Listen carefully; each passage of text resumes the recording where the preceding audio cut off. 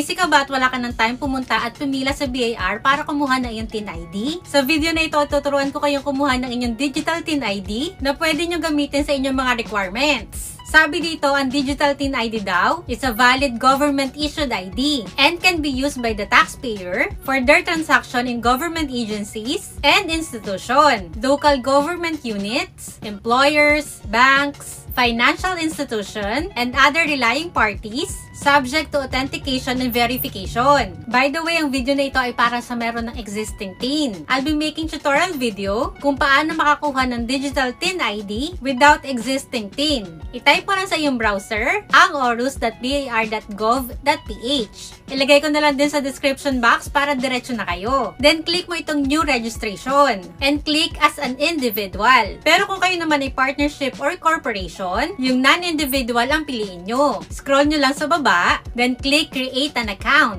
Pwede nyo basahin ang terms of service and user agreement. Pero ako, scroll ko na lang pababa baka kasi bukas pa tayong matapos. Then click nyo itong box. Click agree, create na daw tayo ng ating Orus account. Ilagay mo dito kung ikaw ba yung mismong taxpayer or kung ikaw ay may tax agent. Then kiklik ko lang itong with existing TIN. If wala ka pang TIN, yung without existing TIN ang i-click mo. Then i-fill out mo na yung mga information. Ilagay mo lang dito ang iyong tax identification number. Since wala naman ako ibang branch, 5 zeros ang ilalagay ko dito sa branch code. Input your first name, middle name, and surname. Birthday mo, civil status, gender, and email address. Kung kayo daw ay tax agent, yung email ng taxpayer ang gagamitin mo. Kasi ito daw ang magsaserve as the permanent and official email of the taxpayer sa BIR. Then, maglagay ka na rin ng iyong password. Dapat ito daw ay at least 12 characters. Then, click I am not a robot. Then, click register. Meron daw isasend na email na merong link para ma-verify ang email natin. Then, pag-check ko ng email, siguro mga 5 seconds dumating na. I-click lang daw natin itong link para ma-verify ang account natin. 30 seconds siguro nag-load. Then, congratulations! You have successfully created an account. Login lang ulit tayo para makapag-continue. Click taxpayer again, then your email address and your password. Click I'm not a robot, then click login. Once logged in, click mo itong get your digital TIN ID. Click mo itong view your digital TIN ID. Scroll down mo lang, then click view your digital TIN ID. Ganito daw ang itsura ng ating digital TIN ID front and back.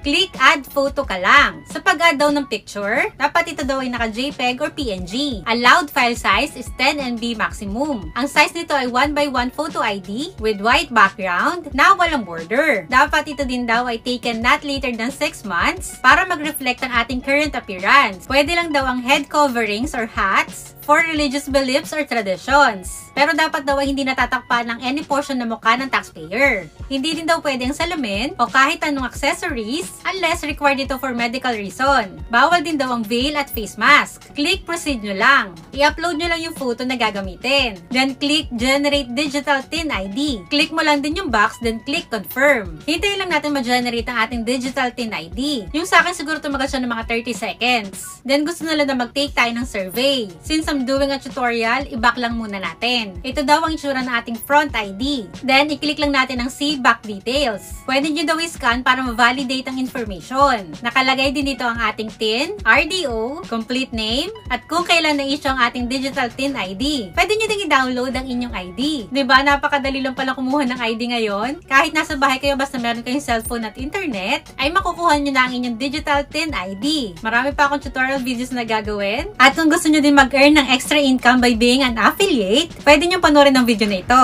Thank you so much for watching!